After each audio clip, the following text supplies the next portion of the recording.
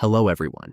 In today's tutorial, we will show you how to present a PowerPoint on Google Meet so you can share your slides clearly during meetings or presentations.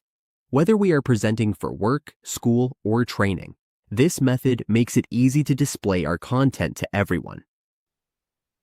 Now, on the Google Meet dashboard, we want to share our PowerPoint. All we have to do is click the Share Screen button, then choose the screen we want to share.